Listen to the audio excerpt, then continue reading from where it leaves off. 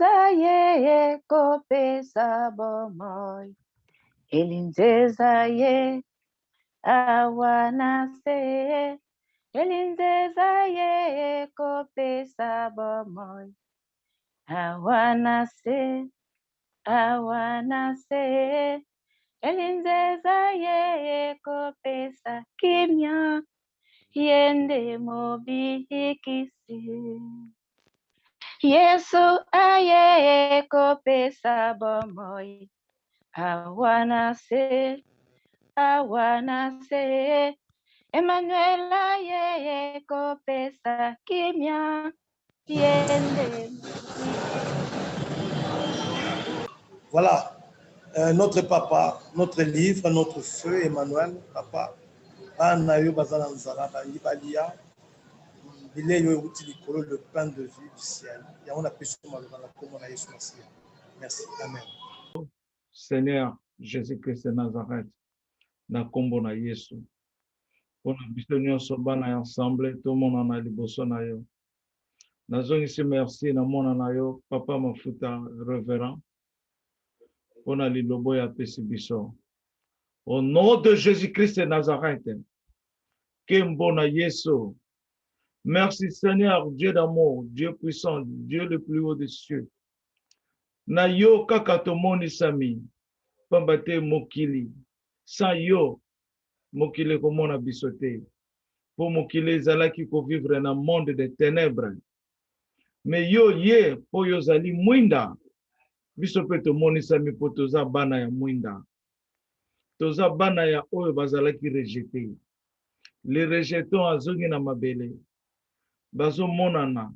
Mais mokili zo mona bango te. Yango na nzambe lelo tofuka mipoto yebisa yo to pambolio na kombo ya Emmanuel je suis. Royaume je suis. Po oyo kopesa biso eloka oyo eza motuya makasi po na vie ya bana na yo. Po je suis elingi koloba yo ze esika nyonso. Oza toujours présent. Oyebi bakambo nyonso. Oyebi mokili ndenge ezolekana. Oyebi mitema ya bato ndenge ezosala. Na bato bazolala pe bazolamuka na pongi. Yango nozali je suis. Je suis pe lingi koloba. Oyo kozwa makambo nyonso yo moko. Po je suis azali éternel. Kembo na Yesu ozali nzambe. Libela nzambe. Toyambi koya na yo. Na yebi ke tozalaka na yo. Depuis tobiba na mabumu ya mama. Depuis tokoma na mokilo yo. Tozalaka kaka na yo. Ozalaka na biso kaka je suis. Mais lelo nde oye ko déclarer yango officiellement. Que yo zali je suis. Ndengo lobaki na Moïse. Mais tomonaka na ba église. Ba lobelaka ngo penza te. Mais lelo yo moko zongi. Olamusi biso. Olbitala ngai naza je suis.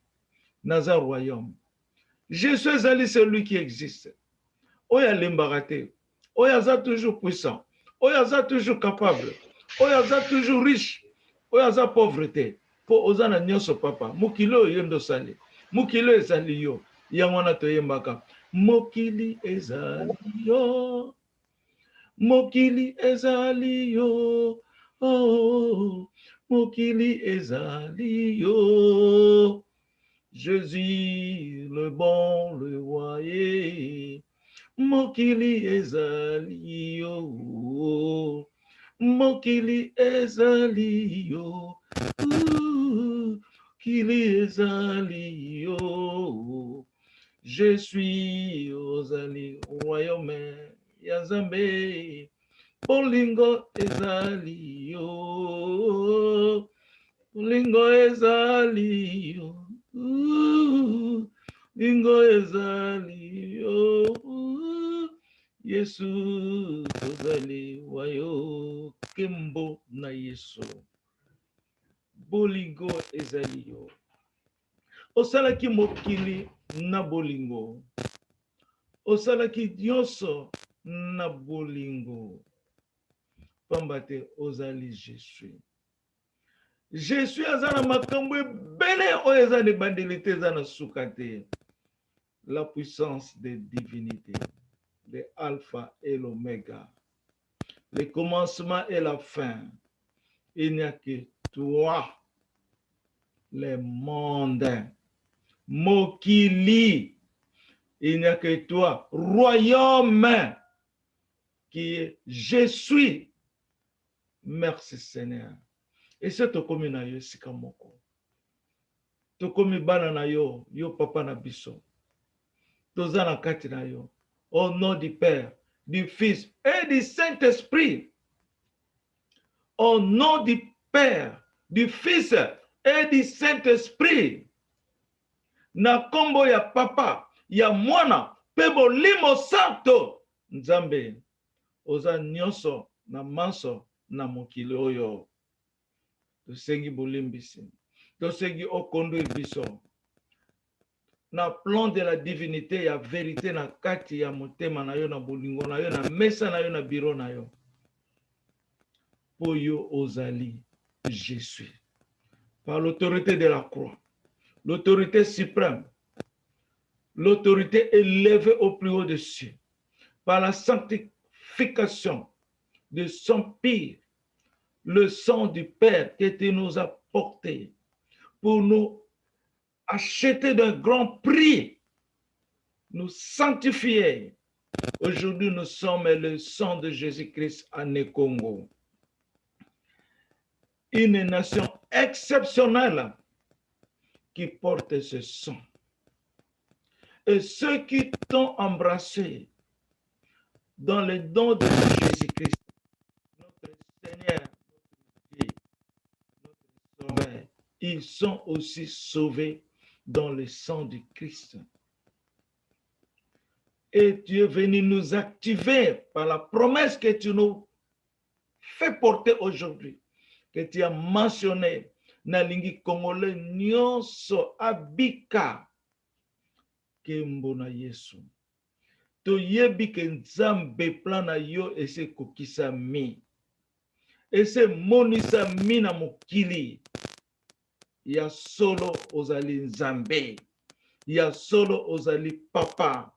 Ya solo ozali na papa na mwana pe na molimo santo. Na kombo na Yesu lobi. Amen. Amen. Amen. Amen. Papa. Amen. Amen. Sa majesté. Amen, Sa Majesté. Amen. Alléluia. Embona Yesu. Amen. Amen, amen. Hosanna, Hosanna. Amen. Amen. Amen. Amen. Nalingaki natana nanu soki nazana likambo wono se bino document moko natindeli bino na butu ya lelo tomona makambo tozomona lelo nzambe deja sa alobelaki biso. Nzambe alobaki soki botangi yango bien boko comprendre que awa nzambe alobaki deja yango tozomona lelo. Donc nde yango wana nalingaki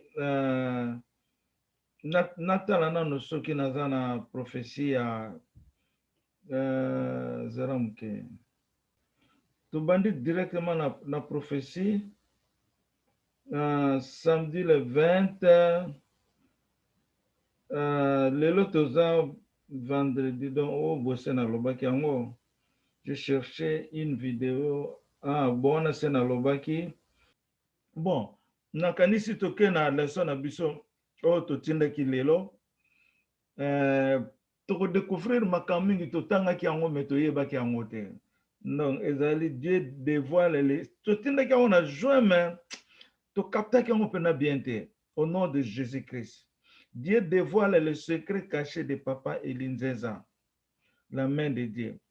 Na date na banoko leka na mona c'est important to tikali wana bino pe boza na ba message wana mais bon pointer kaka na big message yo moni okotanga après o cheka ka titre otangi yango après mais yoka nano liloba na moni mobali na kati ya jardin d'Eden azali na ba fleur ya simple rose donc avec plusieurs formes différentes par sa beauté et ses qualités que Elinjeza na main de Dieu. Bon, oh, il fallait pas ezala que Elinjeza ezala te. Elinga la qualité na ngombe. Donc, tant on a tindé le bino na yo mona ki mo bere ezala ki quoi. Bon, donc ezo la kisake, nzamba la kisike Emmanuel afandi na jardin d'Éden.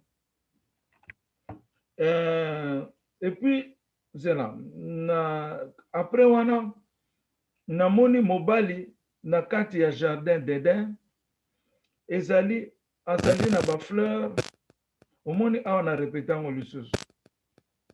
Et je vois encore l'apparition d'une femme très belle, symbole de l'église. Namoni lisusu mwasi ya kitoko.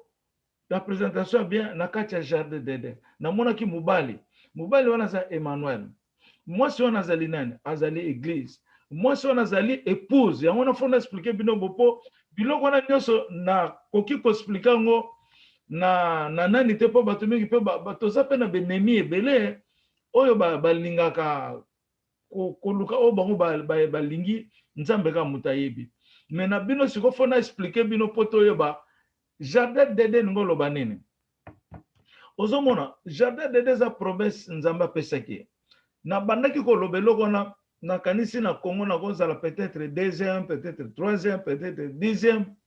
Oya a découvrir que Congo ezalaki jardin d'Éden ezalaki na Congo. Bato bakoma loba ngo lelo dolokola likambu ya kozonga ya mboka biso tozonga na mboka.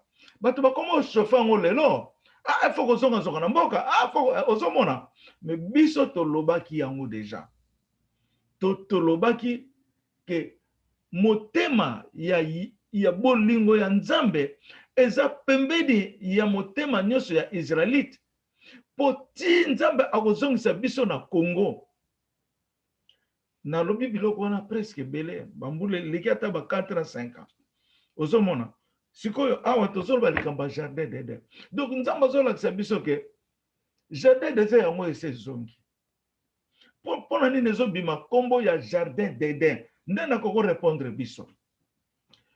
Donc image eza kaka jardin d'Éden ndenge ezalaki ba fleur kitoko banini c'est ça non image wana. Mais jardin d'Éden ezalaka ndenge wana te pona tambola likolo ya jardin d'Éden. Jardin d'Éden ezana bangomba ya richesse ya mokili. Bangomba ezana ba mai ezapena ba zamba ezana nyonso na mokili. Donc ezali vie humaine. Nzamba benga ngo jardin d'Éden. Donc ezalaki esika moko bien constitué spécialement pour Adam et Ève. Mais le nom Jésus-Christ aillé par Emmanuel pour manifester la présence d'un nouveau jardin d'Éden. Maman Marie Yesu amona likamba jardin d'Éden wana. Ngai moko pe na mona likamba jardin d'Éden. Na kasi na mona 2 ou 3 fois si je me trompe pas. Na mona peut-être na deuxième fois toza na kati ya mai ngai na mama. Mais maman na sa komona ye na ndenga salaka boye te. Je vous dis la vérité. Na mona ye différent. Ndenge mama Marie Iyoma amona ki nga na église. Amona ki pe mama na saki na ye différent. Donc nous ngolo ba ke mama na sa ressemblance ya église. Aza mutu boye te. Ngai mo na zo ko ressembler Emmanuel Nzambe. Ozomona mais ekomona na ba image ya bato. Mais tant ko tala ba image yango omona ke na moni kaka yo zaki boye mais mutango na yebi ete. Ozomona c'est clair. Sikoyo na tozo sukula na mai na jardin ko lokolo za na bassin. Ba fleur eza pembedi kitoko na likolo na mundi pena ba komi jardin. Visé c'est là on a comprendre que eza jardin d'Éden. Ozomona na mona ki yango lisusu na mati likolo ya jardin nzamba azotamsanga. Ozomona donc lelo oyo jardin d'Éden et c'est monani.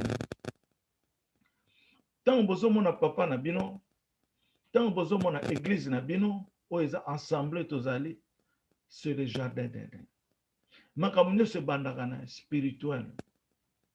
Ti ekokoma par la chair. Ekokoma par la chair ndenge nini développement ya mboka par la parole de la divinité ndeko mema biso na vérité ekomi na musuni boy matériel. Siko pona nini Congo aza jardin d'Éden? Pona nini? Bato bakoyeba que oui, ce pays-là a été le jardin d'Éden. Ce pays-là a été le jardin d'Éden. Où se trouvait l'arbre de vie? Se trouvait dans le jardin d'Éden caché quelque part. Mais arbre de vie wana yangwande et monane na papa ilinjeza. Bato batalaka o balobaka ba vision na critiquer te. Mais ngai na suis grâce ya komona devant moi l'arbre de vie liboso na ngai ya munene banda na mabele tina simi ya likolo.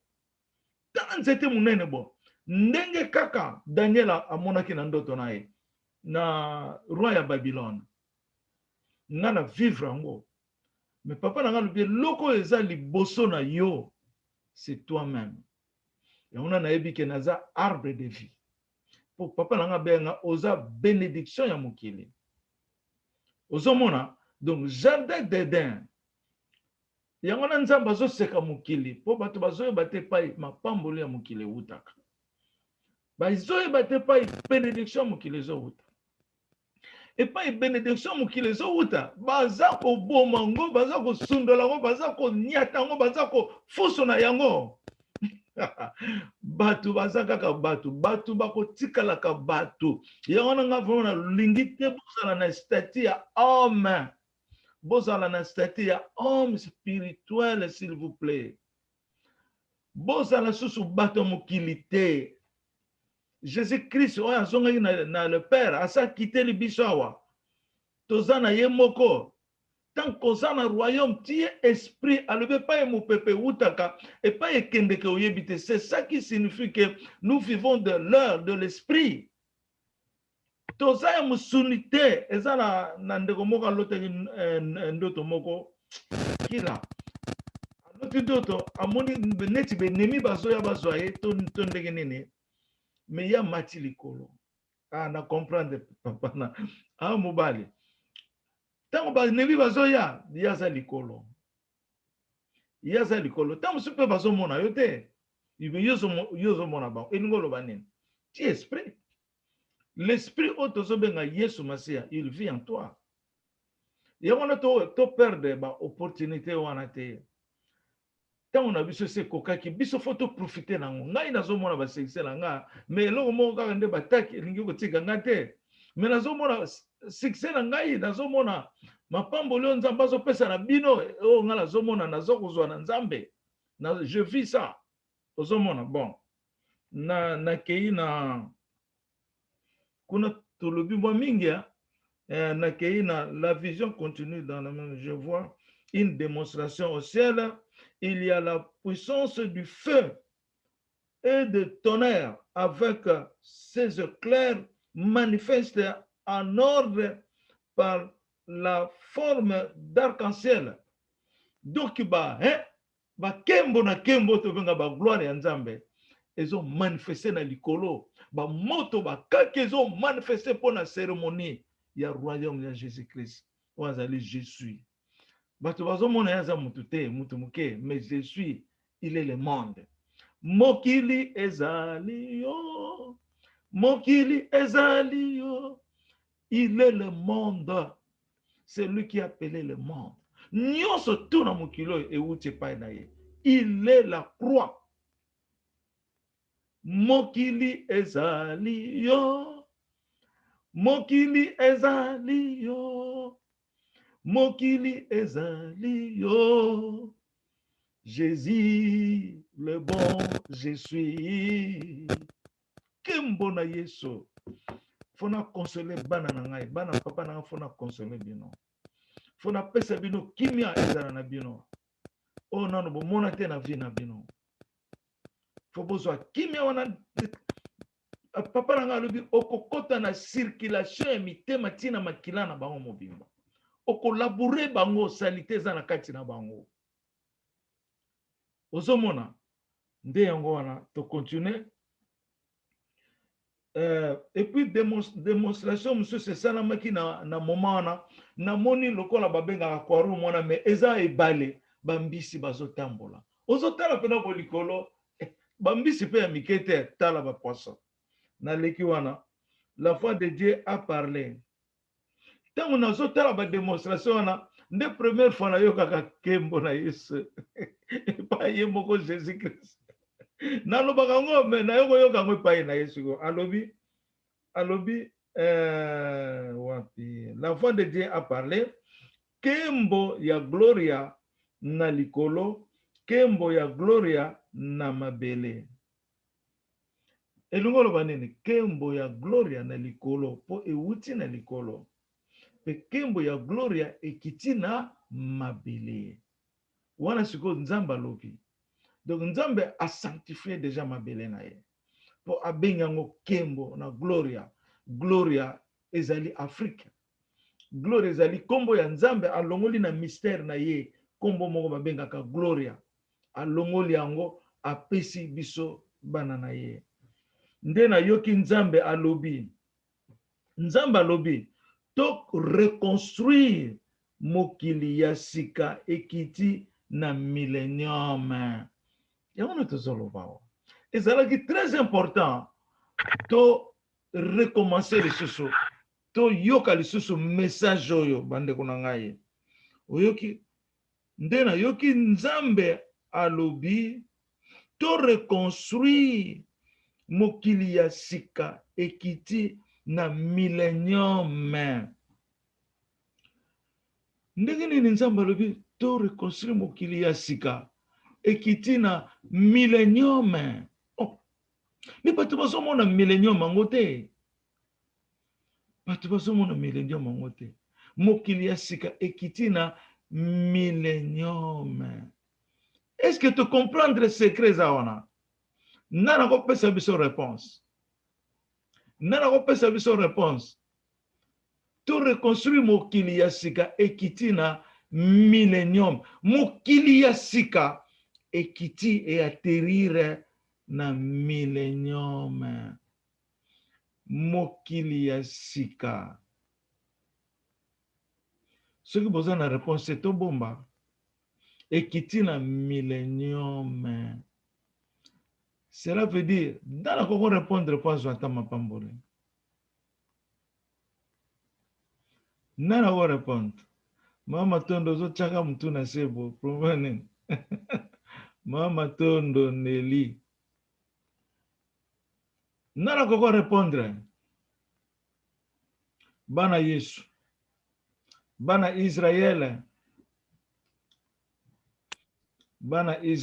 tikana tala bino nyonso bozo mona ngaya bana ne Congo mokili ya to reconstruire mokili ya sika ekiti na millénium elingo loba nini toyebi millénium apocalypse alobeli millénium toyebi mais mokili ya sika ekiti na millénium mokili ya sika na boyebi eza nini boyebi loba mama ozo kolobela kuna yo moko bazo yoka yote loba mokili ya sika eza nini Royaume de David. Royaume de David. Mokili ya sika ekiti. Olobi ekitoko. Eza bien. Nani so kopesa biso réponse. Pourtant tolobi mokili ya sika. Eza kaka royaume. Mokili ya sika eza soni. Nelly Maro. Référent. Allô papa. Allô papa. Loba mokili ya sika. Mokili ya sika ezali Royaume Congo. Royaume Congo. Olobi kaka bien. Royaume Congo. Allô papa. Oui papa, loba na nani quoi? Christian à partir de Bukavu. Christian. Oui. Wana za ambassadeur na biso. Oui. Mokili ya sika zali nzambe moko. Nzambe ye moko. Alléluia. Pourquoi? Parce que royaume ezali nzambe. Ça c'est la sagesse. Donc nzambe ayena makambu ya sika. Lelo lobi azalaki na elamba ya couleur mususu mais lelo ayena elamba ya pembe. Donc akomi ya sika. akomi ya sika mais eza kaka ye moko arc-en-ciel achangeaka bafaçon na ye. Omoni la réponse est vraie. Nani lisusu akoloba lisusu boza comprendre le royaume. Allô papa. Oui maman. Mama Marie Yesu. Maman Marie Yesu. Nalobi mokili ya sika ezali pe Emmanuel. Lokola Emmanuel aza na mabele. Mokili ya sika ezali pe Emmanuel. Amen. Po Emmanuel ye moko na kaka Yesu. Ye moko na kaka na Nzambe. C'est bon. Nakanisi te comprendre. Sikoyo to reconstruire mokili ya sika ekiti na millennium. Ekiti na millennium. Papa nanga lobaki tango na tuni papa.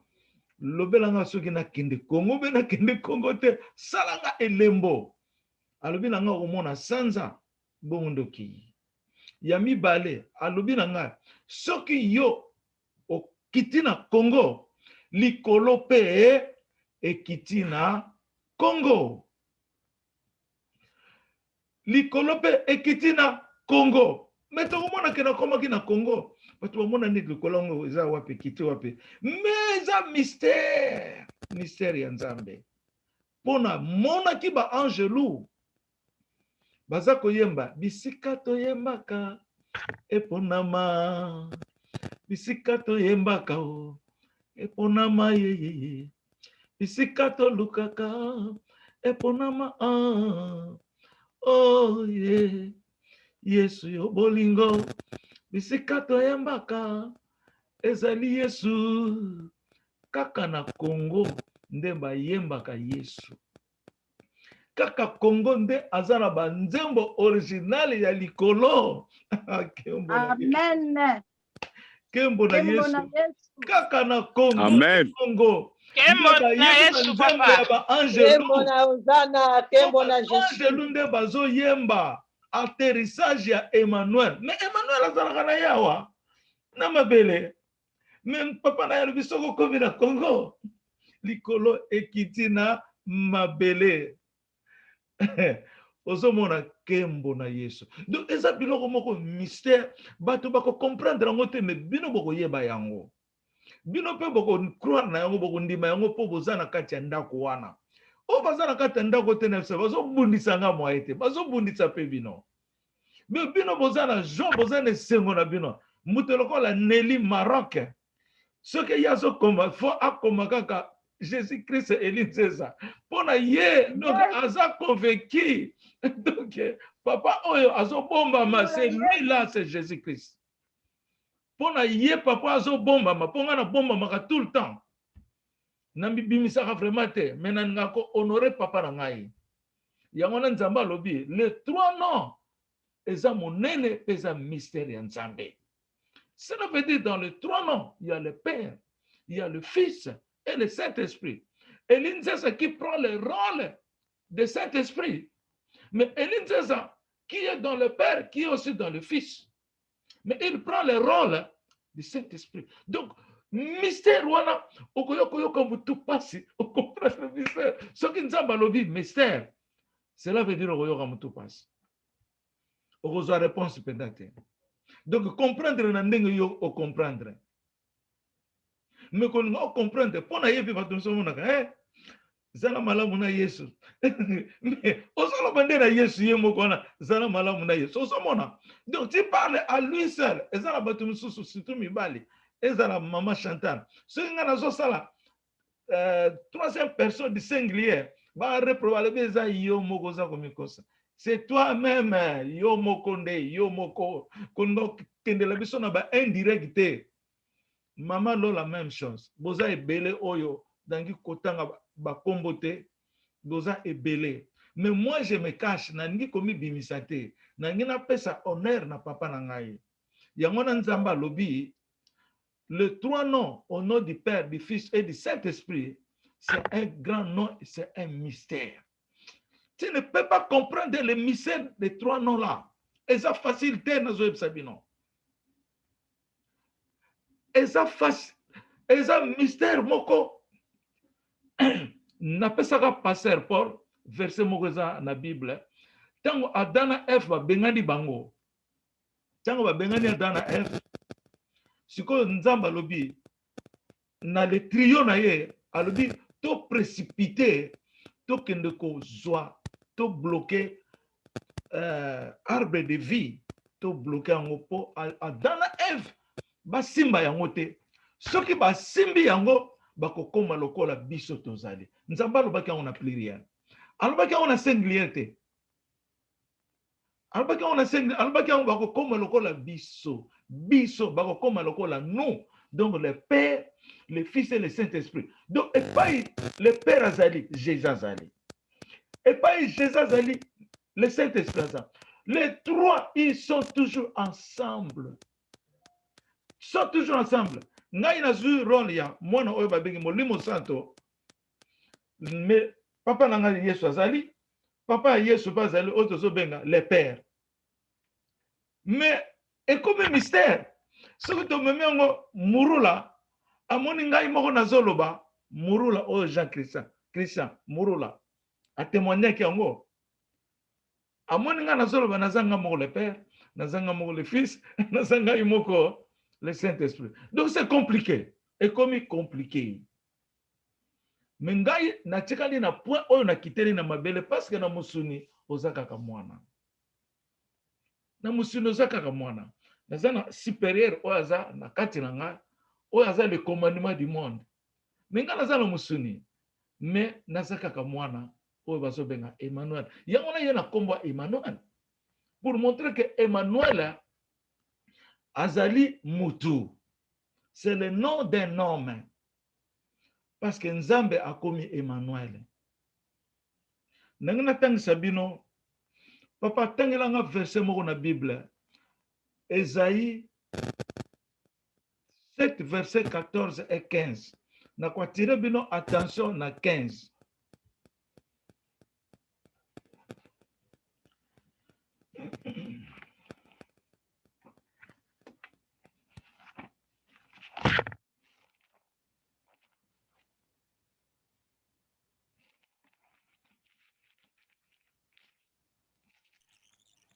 Oui, papa, Isaïe 40. Esaïe 7. 7, merci.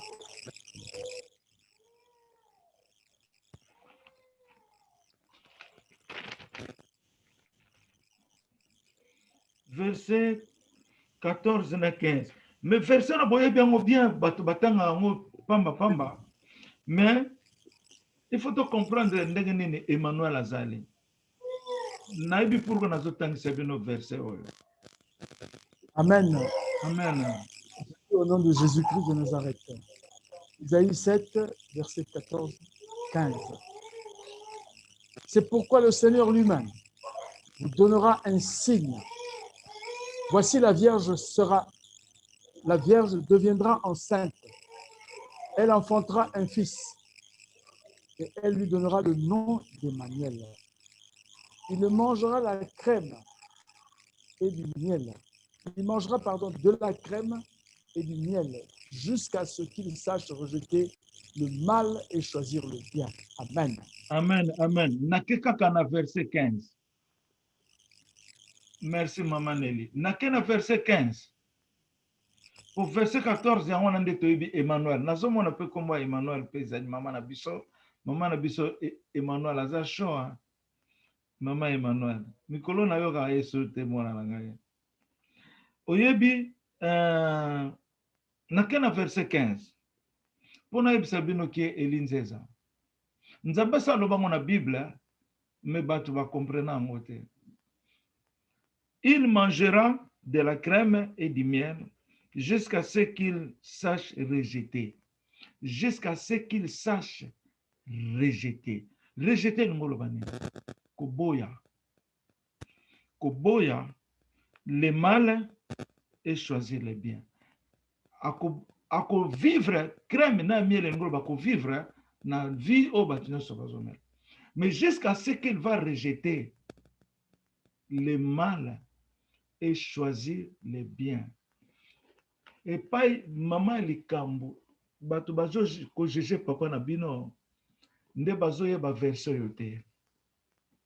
Fo Emmanuel ayaka na mosanto asale lisumu te asilikaki na mama na ye te, abwakilaki baparane mabanga te. Donc ndenge bana bazalaka kaka.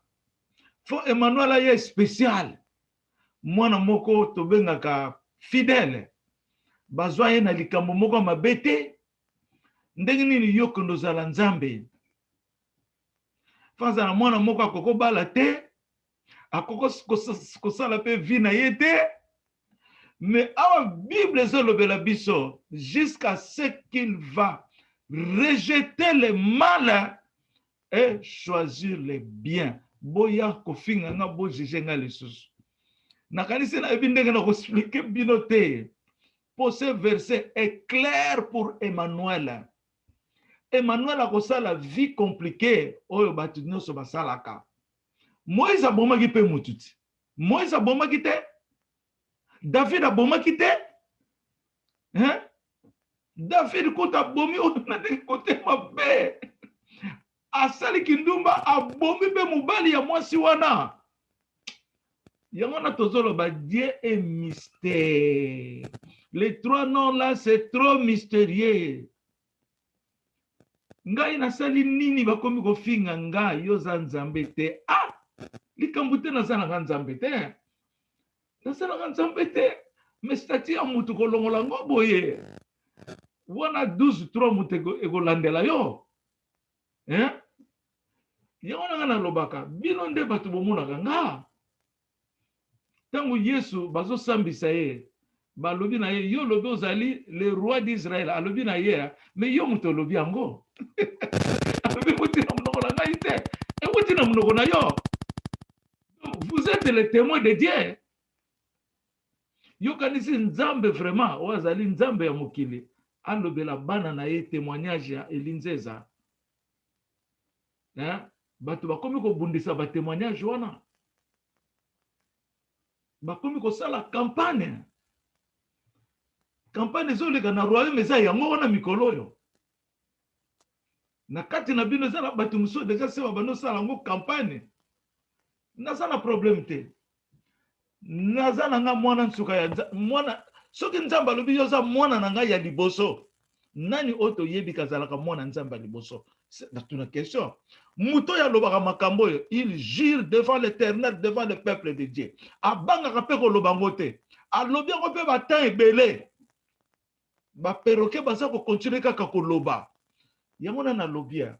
Na ye pona causer occasion de chute ya batu te. Na ye ko causer occasion de chute ya batu te. Mais na ye pona sauver ndenge papa na nga zananga pour celui qui est le sauveur. Na ye poko sauver. Na ye poko salisa. Na ye ko mema na memi lumière papa na nga bitala na likolo na moni nuage. Abi wana za bolingo na nga pesa bolingo na nga na bana na ngai. Na sala nini? Na sala méchant. Na bano finga kabino. Na bengala kabino na royaume. Na linga bino te. Bomo na nga ce papa est trop dur. Soki bino déjà besoin témoignage. Na zo ebisa bino lelo boyo kango. Tango na monaki chapitre otozo tanga na prophétie oyo. Jérémie na bandi ko lukango ça fait 2 mois na zo kango te. Na ebisa bino na zo luka loko nzamba lobaki na ngai yo za loboko na ngai. Na luki tina yo ko zwango avant-hier. Soki bozaba témoin ya nzambe ko boaka fardeau na yo te. Oyebi tango Jésus bakangi ye. Ba landeke pa ya Pierre. Batino yo mutoza ko zala na yeti. Pierre wangana kia. Po oyebi soki se bakangi yo. Honneur na yo esili. Okomi ridicule. Batu bakanisa ki ke Jésus akosa ki bango ke yo lobaki boyo. Yo lobaki bongo siko bakangi yo lisusu. Bakomi ko nyokola yo boye. Yo muto lobaki oza bwana nzambe. Babwaki le même na basoyi. Akomaki ridicule. Parce que l'apparence trompe. Pour tozo saisir malobate. Muto ya zoloba makambo batu mususu ba lobite. Un musulman. Yangona nzamba linga ifona passer na un kozala musulman. Po zala te ke ya tanga na tanga pe université awa mais na lingaki yango te mpo namona kaka makambo eza na bauniversité makambo bakoma mais révélation ezalaka makambo bakoma te. Révélation ezalaka makambo yo zwi grâce ya kozwa révélation. Révélation ezali déploiement ya bolingo ya Nzambe na kati na biso. Mais bango bazotangisa bato ba université mais baza na révélation te. Sama te. Yesu alobi nga mutu na bengaka bino bobengaka ngai te. Bon, mukuse kuna. Na telemili bino na likambo oyo. Soki lelo ozwaki omoni nga ndenge naza boya. Na pesa bino exemple kwa papa Bakana. Papa Mafuta. Na telemela papa Mafuta na papa Bakana ndenge nini baza bato batake mingi. Baza bato yo batake bango mingi spirituellement aussi. Spirituellement aussi. Na bino pe mingi boza atake spirituellement. Mais na telemeli yango bakomba na bino mingi ele pana. Bobi nga na bela mingi ya na ebisa bino lelo. Je suis un homme qui souffre. Ozomona mais bataki oyo yaka na nga esala nga affaibli nga pona bela. Mais j'ai toujours cette énergie là. Toko beta mbangu toko bina yoko bina lokola ngate ko kima lokola ngate. Mais quelqu'un qui souffre. Quelqu'un qui souffre. Na bomba je dis la vérité hein, que pour mon na za saint. Non, papa na ngande mutaza saint. Je dis la vérité, rien que la vérité. Na lobaka bakamboza na nga faiblesse na nga, na lobaka yango, soki nzamba corriger nga, na yebisa bino, na bomba kango te. Mais mutu merci zaka na mbwa pour bien parler nzamba limisanga pona na parole wana. Bazo bundisa bino pona bobo ya ngai. Lelo bakomo bundisa bino na niveau même ya naissance na ngai. Na niveau ya naissance na ngai secret c'est monani makambo seto yoki yango oyo ba yokaki yango Nzambe sa lobaka boko yoka makambo tokotanga. Ko bundisa un innocent. Yango na yako sala nzembo na yebaki te nazalaki nani. Je ne savais pas qui suis-je. Hein? Comment ko bundisa mutu tina niveau wana? Ndenge babundisa ki papa na nga bapelisa kitaki ye ndenge moko yango na bato basambelaka Yesu baza ba hypocrite parce que tango zo sambela kombo ya Yesu faut sokola motema na yo na makila Yesu il faut za na muta bolingo na makila Yesu ata so ba ebiso mudo songola za mabe songola kosa bato loba etali ye na Nzambe na ye etali yote mais muta zo landa makamba bato kaka ye Yesu ba jeune Nzambe asa lobi déjà na makambo tozotanga mais to comprendre ki amote o yebi ke azwa révélation pona papa na ye yebaka ke révélation wana ekolanda yo tina mokola suka nazolo bango bien Jonas azoki révélation asala ki fier mais ekeneki ko bebisa masuwa bato babwaki biloko nyonso na mai pona ye po boyaki ko témoigner révélation Nzambe o tozomona kaka za Nzambe tozoloba Nzambe mais tozoyeba yete Nzambe kaka o tozoloba Nzambe tozoyeba yete yango na Emmanuel aye alakisa qui est Dieu eza ne sika moko te bato bakoyeba vérité ya Nzambe soki eza na royaume te yango na Emmanuel aye lokola bino pona kolakisa qui est Dieu Nzambe wana za ndenge nini aza ndenge nini kaka biso moko na ba otozoli esika moko kaka bazosala trahison hein yango na bi boza ba témoin obebisi témoignage na yo okomi Jonas yo moko na Nzambe na yo mutu kutazio na ye témoignage te peut-être aza bien mais oya azui témoignage te koninga kobebisa ba témoignage ya bato te koninga kobebisa ba témoignage ya bato te po okota na ndenge ligorodo obebisa ba témoignage na bango obebisa mitema na bango faire frapper bango na Nzambe po Nzambe azo frapper blague te ozomona na kei na révélation wana. Donc soki nazalaki moto aza motema mabe nde nanga nazwa problème ata na papa mafuta to papa bakana, me natelemelaki bango mibale fo nzambe ayebisa ngai. Tant que nzambe ayebisa ngai te moto akoya kodétruire bana royaume aza te, akozalaka te. Et puis natelemelaka bino na butu, natelemelaka bino na butu. Bino moko se bomoni ndenge baza kofina na kingo ese bomoni papa na nga kaka lobi kolobaka basekre wana te ndenge bazosala yo. Na garde yango mpo bamama balelaka mingi, bazaka na fragilité mingi, bamama basupportaka te, ozomona. Mais komba esalami mpenza blagi te, komba mpenza ezali ya komba ezali.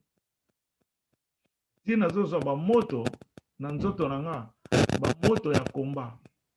Bon, naleki wana nakomi na sukaki na page nene. Démonstration se nalobi kembo ya gloria nalobi nde na yoki nzambe alobi to reconstruire mokili ya sika ekiti na millénium. Natunaki question, qu'est-ce que cela veut dire millénium? Mokili ya sika ekiti na millénium elingo loba nini?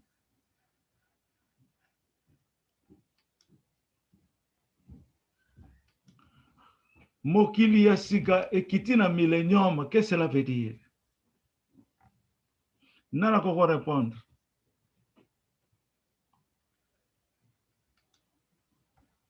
Mama Lola lobaka te. Bato miso bombami kuna Marie Iyoma. Mokili ya sika elingo loba nini? Millénium elingo loba nini? Totonga mokili ya sika na millénium. Nana ko répondre bino. Millénium ezali ne Congo. Millénium ezali ne Congo. Totonga mokili ya sika na mboka na biso. Bon bino bokati mokili ya sika ngo tokotongela ngo wapi? Mokili ya sika tokotongela ngo wapi? Botuna question. Bino mo botuna. Faut poser des questions et répondre. Mokili ya sika tokotongela ngo wapi? Ezale pa Emmanuel akiteli ekuna nde tokotongela mokili ya sika. Siko moni Apocalypse aloba likambo millénium, mais lelo millénium eyebani ke millénium ezali Congo. Millénium ezali fondation là où le trésor de Dieu va manifester. Et pas ikembo ya nzambe kozala. Tala ba mindele biloko na msoba ebi pepe bango lobate. Oyebi na tindaki biloko na juin, mais na yebaki yango te pour na contrôler kite. Na méditaki vraiment mingi te.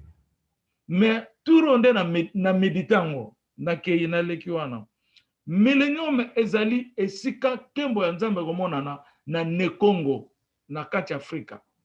Afrika pa kozwa lumière pour Congo à 25 millions de kilomètres de carrés. Donc Afrique mobimba ezali ne Congo, donc millénium yango na nde Afrique.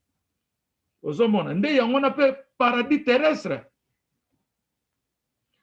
Na leki wana vendredi royaume ya Yesu et s'établir na mabele.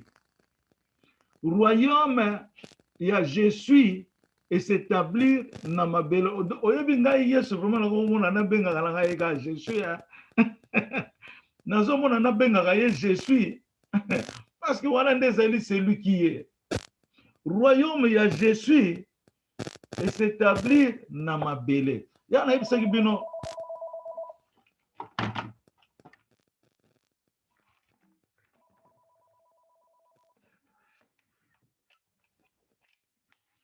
yangona na yebisaki bino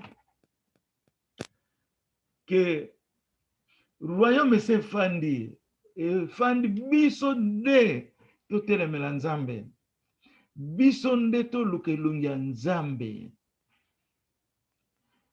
biso nde totelemela nzambe po deja nzambe akokisi deja komitene naleki wana nzambe alobi monde ekovivre lisusu na injustice te. Amen. Monde oyo ekovivre na injustice lisusu te. Cela veut dire na Yesu. Justice ya nzambe ekomanifeste à qui que ce soit. À qui que ce soit. Donc justice ya nzambe ekomanifeste na likolo ya bato nyonso. Injustice ekozala te. Nzambe alobeli biso mingi na Esaïe 11. Emmanuel akopesa lipa na bato nyonso ndenge moko. Le partage va être identique. Partage ekozala te ke po yaza mwana nkasi na nga. Po yaza bokilo na nga. Non. Tout le monde prend la même chose. Na réception ekozala ndenge moko. Donner ndenge moko. Application ya justice na royaume ekozala ndenge moko. Osali mabe o mériter justice na yo sans tenir compte qui que ce soit. Non. Ekozala ndenge moko. Ekozala ndenge. Nazo sabino. Esaïe 11, les gens vont pleurer. Esaïe 11 ekoningisa mokili parce que Esaïe 11 c'est la réponse de l'Éternel sur la terre. Esaïe 11 ezali action de Dieu sur la terre des vivants. Yango moninga moye batu balinganga ezate pour j'aimerais batu bakanseke ezali ngai nde nazo sala ngo, mais ce n'est pas moi, mais c'est lui qui est à mon intérieur. Azo makanisi nanga, azo système nanga nyonso. Azo système nangai, système nanga ya bomoto ezalaka na Yesu eza nanga lisusu te. Yango na lobaka soki ngai nazoloba alobi ngai te. Alobi soki Eli azoloba, c'est Jésus-Christ qui parle. Soko pesi Eli nzeza mbote o touché Jésus-Christ de Nazareth. Eli nzeza azali chiffre 10 qui signifie la présence physique ya Jésus-Christ de Nazareth. Osomona. Donc ezalaka nango ngai te mutu na lobaka na salaka. S'il vous plaît, na yebisa bino lelo. Eza musinyo bozomona te. L'apparence se trompe. Mais ça oyaza na kati na ngai. Soki naza na réunion na bana nzambe, soki nga mwana bana loba mingi, alobi te yoso lobi esili. Tika mususu aloba. Tika mususu aloba. Mama Chantal aza témoin. Papa Bakana aza témoin. Soki nga na lobi yo ekoki, tika we kuna loba. Soki na sala ba commentaire, ba question ezali te kotuna bango ba question te. Est-ce que bino boye makamno so ngala yo kaka? Siko fona yebisa bino. Donc besoin di bango te, hein? Que ezali ye mutalobaka na kati na ngai, ce n'est pas moi. Ngai mo nazalaka makanisi na zo kanisa na makanisi na zo ba réponse, na makanisi directement na zo réponse. Na makanisi zo solona na ngai. Na pas penser na nga kaka na zo kanisa. Papa asa répondre. Papa na bengi mutu na phone. Ah oyebisa ye na lingaka ye mingi asa mona na ngai. Oh, metango oyebisa mutu na zo ndima te. L'apparence trompe, n'absabino tokota na esprit, tokota na la chair te. La chair ne sert à rien, c'est l'esprit qui vivifie. La parole que je vous dis donne l'esprit et la vie. Ezalaka ngai te mutu na lobaka. Tango zo ko sosolanga, ozo sosola waza na kati na ngai. Tango zo ko critiquer nga, ozo critiquer waza na kati na ngai. Tango so sala campagne, ozo sala campagne na oza na kati na nga. Musunyo azana ekaka instrument ya pamba. Siko na leki wana. Ah na komo non na dévier na zone sukoto ndenge. Ah. Bon, awa tolong Bon, awa nzambe alobi likambo ya millennium se nayebisi bino. Millennium ezali Congo, ne Congo. Amen. Bon, naleki wana nzambe alobi akopinir Congo. Wala pena tozelaka yango. Donc faut tokotaka mabondeli na repentance parce que Congo nde ekozala balaye makasi na kote ya correction ya nzambe. Po buzoba mental eza malamu te. Caractère eza malamu te. Nzambe akopinir Congo tolinga te po eza siège na ye. Tolinga te nzambe akopinir Congo. Parce que Congo ezali tremplin ya batu ya mabe. Ba bebisa ilanga ya Congo. Nzambe ya ko balaye ba étranger wana na ba système na bango. Ya ono moni temps mususu ba voyage na biso eza mwa freiner po nzambe yebe loko ni na ninga sala. Na leki wana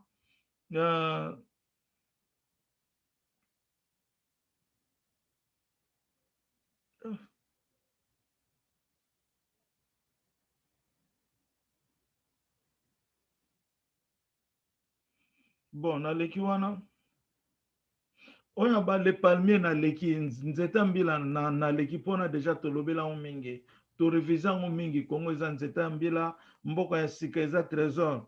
Je me vois assis sur le trône na mimoni na fandi na trône na ngai na leki wana vendredi le 23 mai nzamba lobi bato bakobona présence ya Emmanuel Jésus-Christ de Nazareth.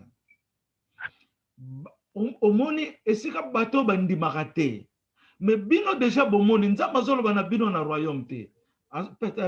Peut-être azoloba na bato yo oyo nanu bamoni vérité te. Mais bino na royaume déjà c'est bomoni présence ya Emmanuel. Bomoni on déjà. Mais nzamba lobi bato azoloba na bino te, alobi bato. Tant alobi bato, ngoloba bino te, azoloba bato en général na mokili. Bako vivre présence. Alobi bien. Nzamba lobi bato bakomona présence ya Emmanuel Jésus-Christ de Nazareth. Ce sont ces deux noms. Et Kangani, Emmanuel Jésus-Christ de Nazareth. Bato bakomona présence na ye. Pas seulement spirituel, mais en chair. Présence ngoloba en chair. Pour ce que yo moni nzambe na esprit na ndoto bato nyonso bakomona ndenge moneli te. Mais soki nzambe alobi bato bakomona présence na ye donc akozala symbole bato bakovivre ye. Soki nzambe alobi ekokisamaka. Mais bino déjà se bomoni ye. Ozomona na longwe wana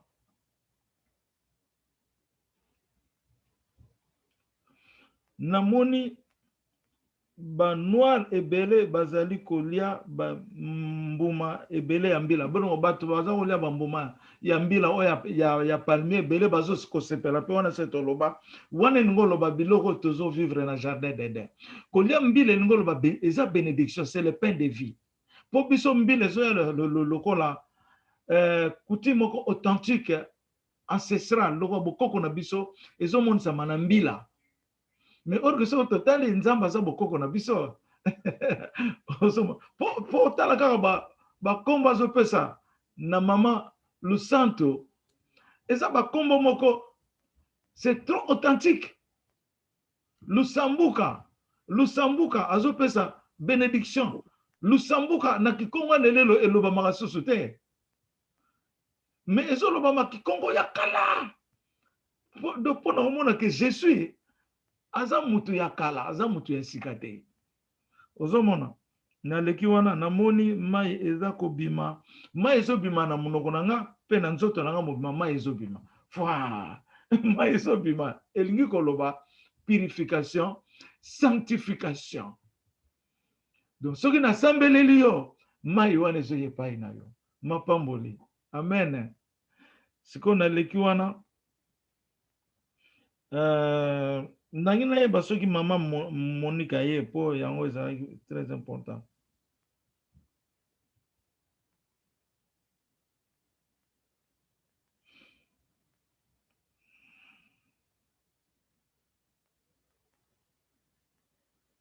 na leki wana na tindelaki bino makambo déjà se botalaki na ngangi na expliquer kaka oyo ezalaki essentiel toyebaki royaume eza déjà existant na mabele toyeba epai nini tokomi bon nangi nalobelo moko awa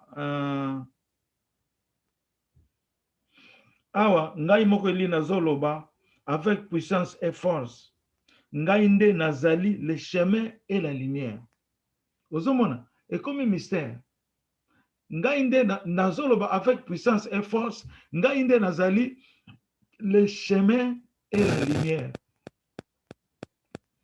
papa nanga pa lobango abi soki bato tango nga nazoloba na ye pona nzela mususu oyo bato bayambela yo ngai nazomona ke bazoyoka nga te bazokroire nga te alobi na nga il n'y a qu'un seul chemin une seule lumière nga na yo toza moko oyo ayambi yo te aponi lifelo na ye yango neza biloko nga na telemelaka ngo biloko oyo endimisaka nga na motema na nga na mobimba na nga naza Emmanuel Jésus Père alobaki pe na le Père ndenge moko le Père vit avec moi mais quand tu me vois tu vois le Père car moi et le Père nous sommes un eloko nyonso eza ya papa na nga ya le Père eza ya ngai Jésus pa loba na nga yo tindami na mabele alobi eloko nyonso eza ya Jésus eza yo elinze eza na loba ngo kutu mingi te tout ce qui est Jésus Christ c'est elinze eza yo okokabula ye ndenge nini na leki wana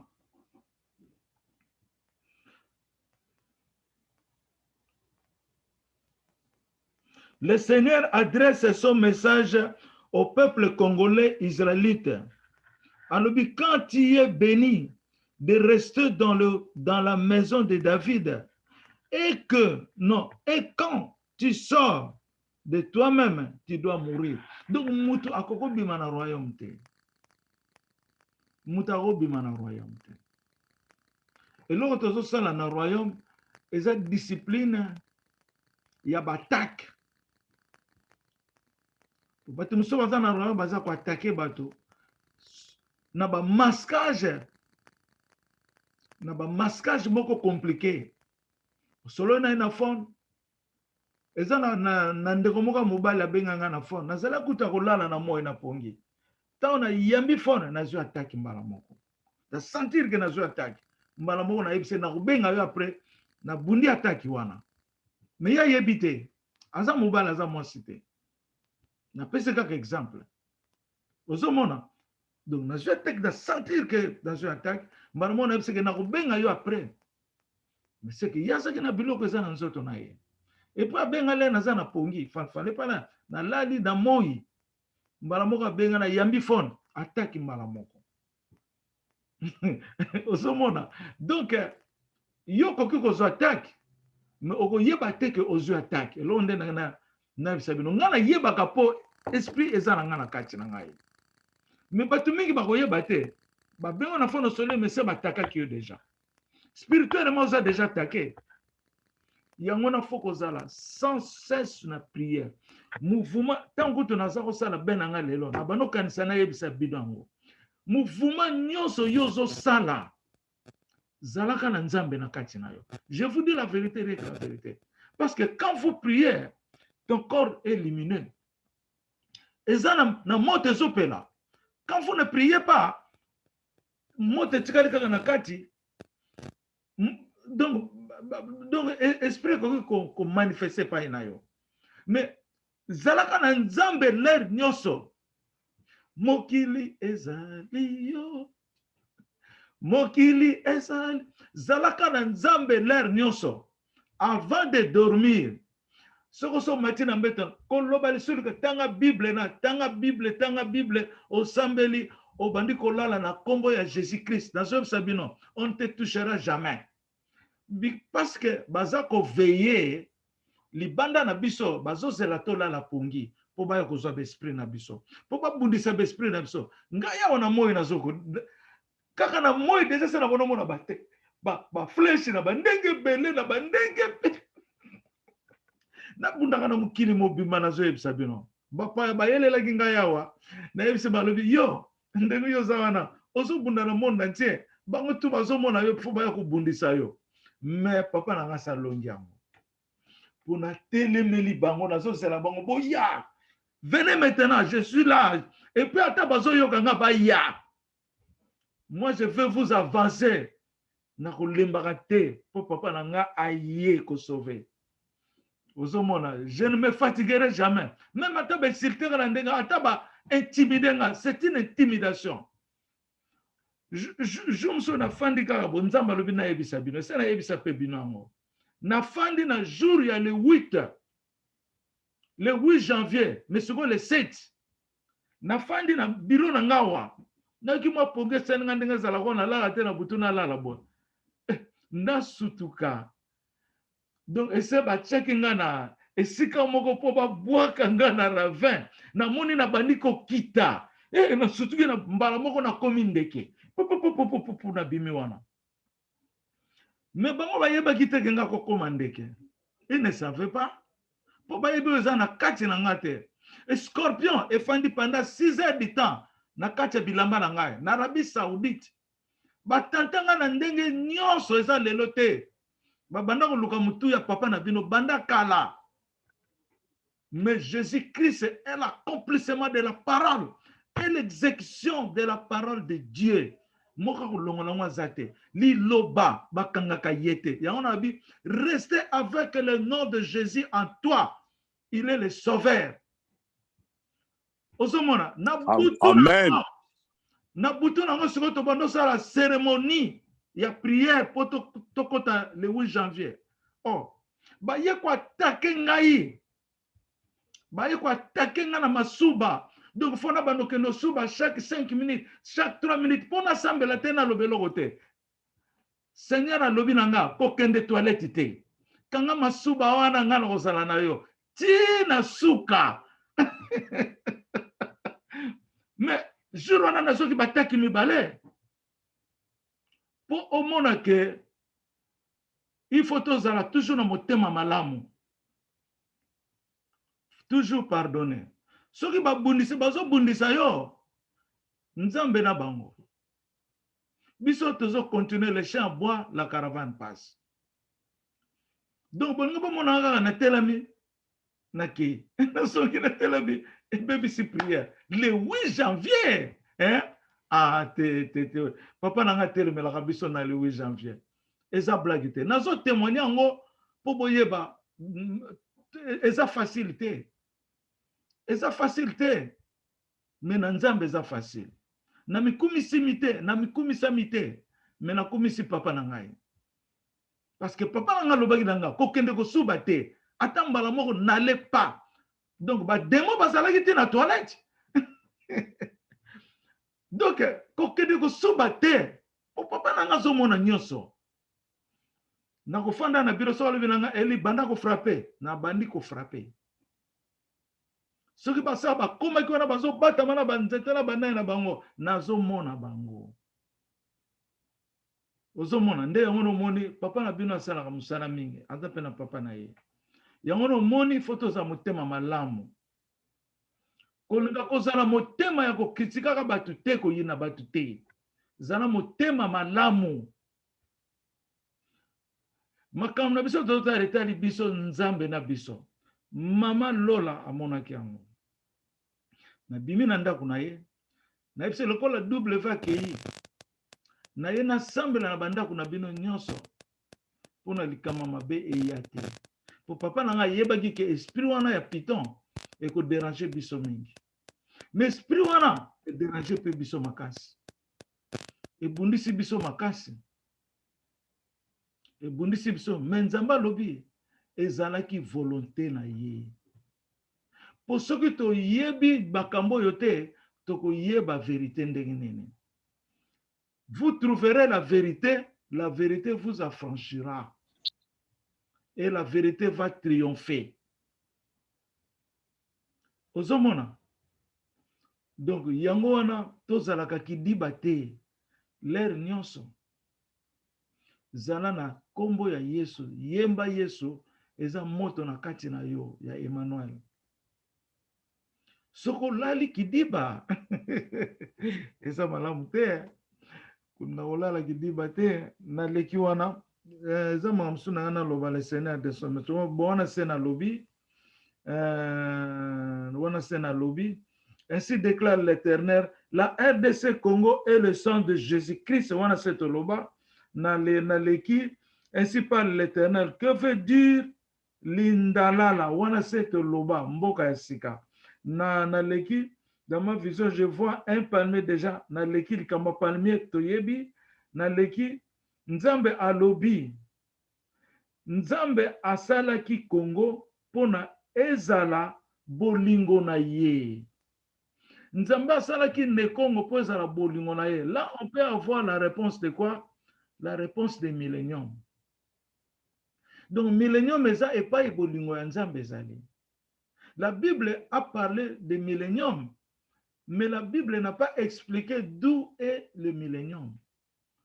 Où manifestera le millénium. Bible le bien voté. Mais maintenant, nous connaissons le millénium, c'est le Congo. Jérusalem, c'est le Congo.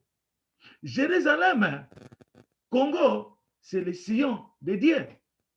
Pour nous embasser à l'Obananga, mokili mobimba, ekoya ko visiter et pas ici on a ezali. Et nous l'obani. Bino boza komi yebate ha. Na longwana.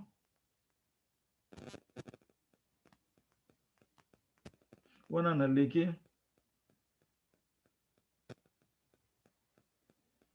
Nzambe azako loba na épouse na ngai boy. Pour eza prophétie na zotanga. Azako loba na épouse na ngai. Tu es là où le roi se voit. Cela veut dire Nzambe azo rappeler épouse na ngai. Et pas yo, et pas azo rappeler épouse na nga.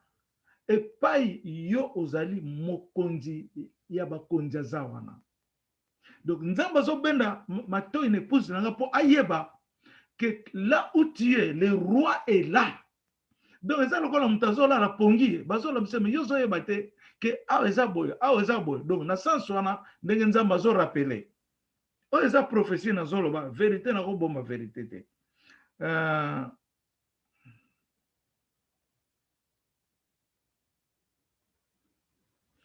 Le 8 juin, Nzambe alobi mingi bazali mal affecté bolanda likamboyo.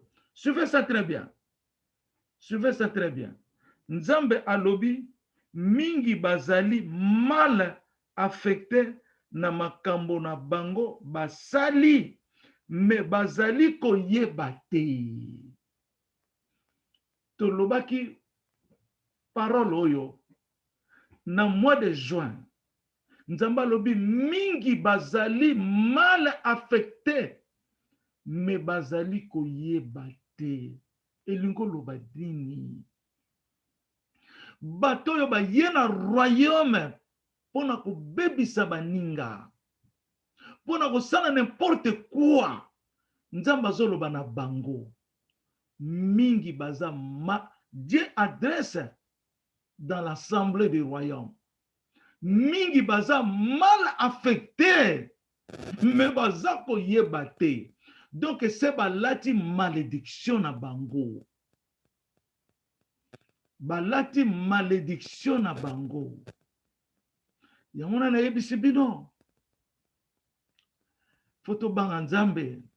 Toko mona yeneta lobarate, neta jisarate, mais azosala makambo. Na kati ya bana royaume ebele baza mal affecté. Nazolo bango ha. Nazolo bango po lobi likambo ko bandoko yelela yo. Likambo ko bandoko yelela yo.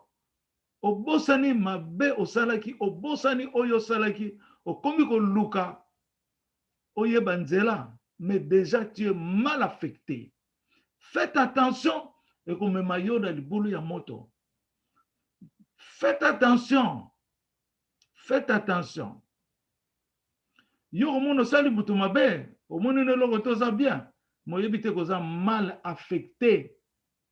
Mal affecté ngolo banene. Kanda ya Nzambe sezuyo. Na répétant ngolo lisusu. Toute personne qui vient dans le royaume de Dieu, Nous avons ce qu'on appelle l'onction de Genèse 12 et 3. Ils allaient deux tranchants. Il y a la bénédiction et il y a la malédiction. Oya sali na nzela mabe azu malédiction yango na nzamba zoloba mingi ba yebite bazali mal affecté yango na ngaki lelo fona tanga profession oyo eza très important pour esalisa biso esalisa biso nzamba za toujours miséricorde aza nzambe ya mawa oyo nyoso ayebika azokende bien te azongaka na nzambe afukama nzambe limbisanga nalobaki bien te na moninga nanga nalobaki mabe limbisanga pardonne ngai vraiment nazongi sima lisusu il est bon nzambe alingaka bato bazongaka sima mais nzambe alingaka bato ba o baza ba vanité te oyo nyoso baza nzambe alobi nanga na lobe loko po nanga na lobango te nzambe alobi loba yango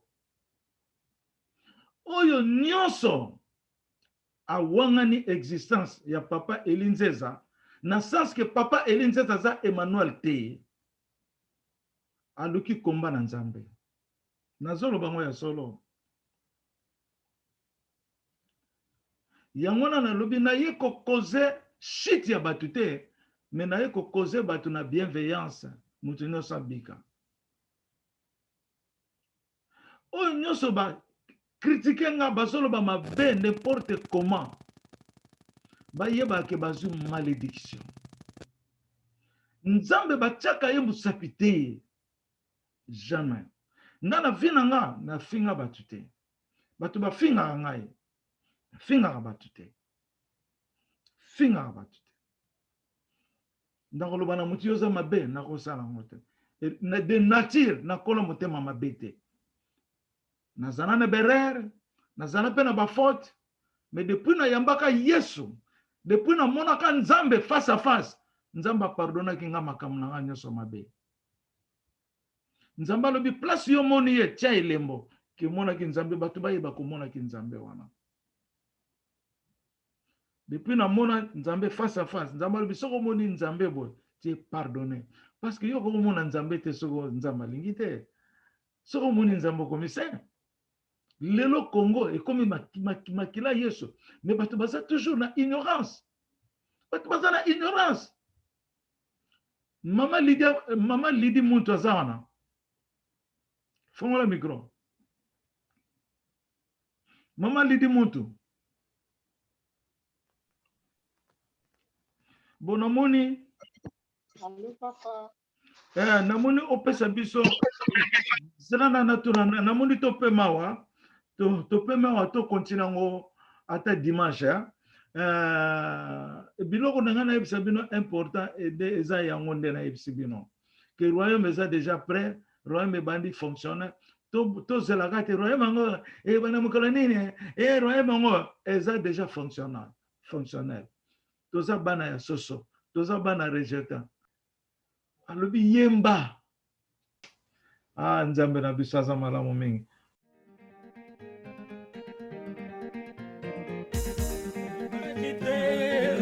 nazali nani nayebaki te nayebaki te nayebaki te nayebaki te nazali nanga nabotamaki na nzambe nayebaki te alakisinga alakisi nzambe aseminga azali mwana nasengaki na moto te basamelaki yango te alobi nazali mwinda na ye na mokili alobi na nga nazali image na ye na mabele nazali roi ya nzambe na mabele na ye mwinda ya nzambe na mabele nazali na ye moko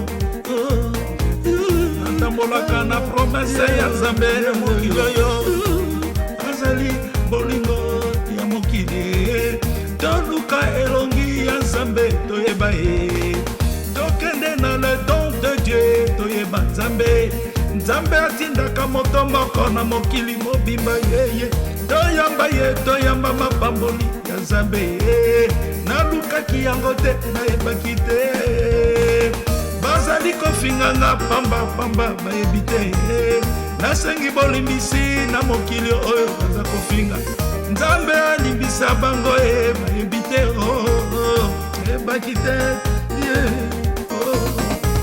nayebaki te Nzambe alobi na nga Eli tala ndenge natindi yo na bokonzi na yo nazali nani nayebaki te nayebaki te nayebaki te nayebaki te nazali nanga nabotamaki na Nzambe nayebaki te alakisinga Nzambe asemi nasengaki na moto te basambelaki ye te nayebaki te verite ezali nanga nayebaki te azali nanga nayebaki te nazali moko na ye Yesu azali monene na mokili oyo